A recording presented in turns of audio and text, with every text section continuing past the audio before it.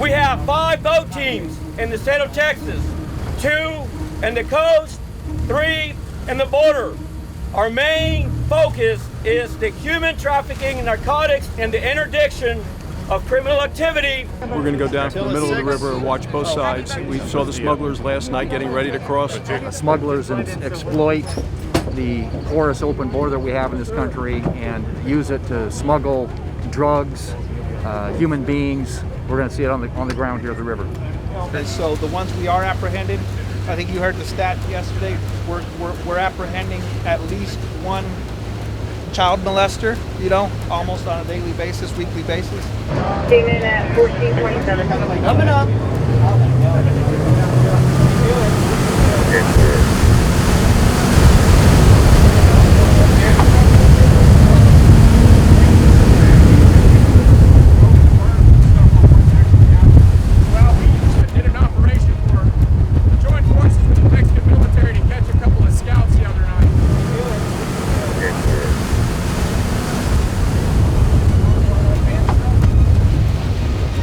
Most people you got in one day?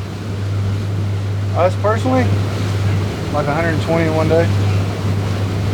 One boat or all 5? Just one boat. We're out here with the Texas State Patrol, and as you can see, they have just great resources. They're great people, and these boats, really impressive. They can get up and down the Rio Grande really fast. I think up to 65 miles an hour. And it's really important because this is where people come across all the time. And so they've got to be able to cover a lot of area, and they do. But again, it demonstrates on the border, to secure the border properly, we need the right resources. We need the right mix of people and resources and technology, and of course a border wall.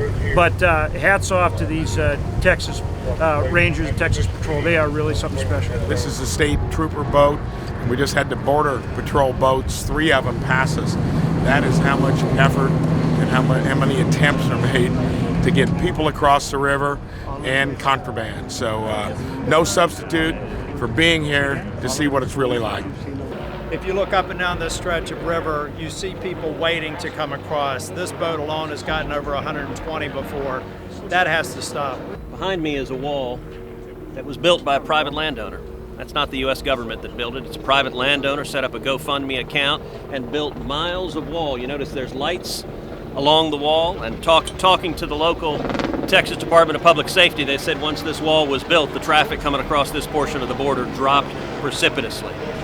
God bless Texas. They've got a Marine unit that patrols this river. This is probably a great expense to the people of Texas, probably a great expense to the landowner to have to build a wall.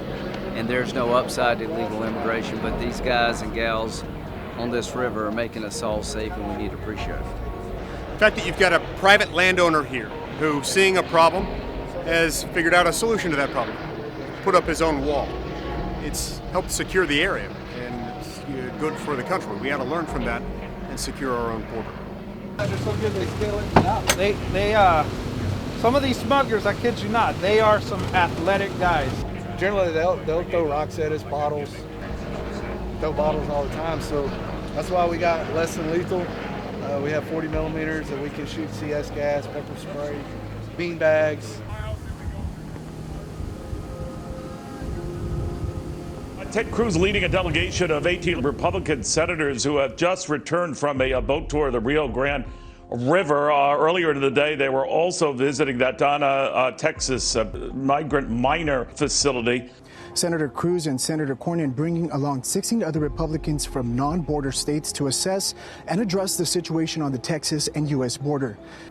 It is terrific that John and I were able to bring 18 senators down to Texas, down to the valley, to see firsthand the crisis that is unfolding here.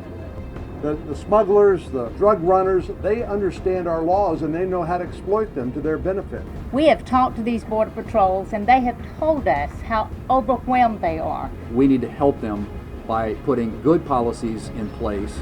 It brings tears to your eyes to see what's happened. And let me tell you something, this ain't a Democrat or Republican problem.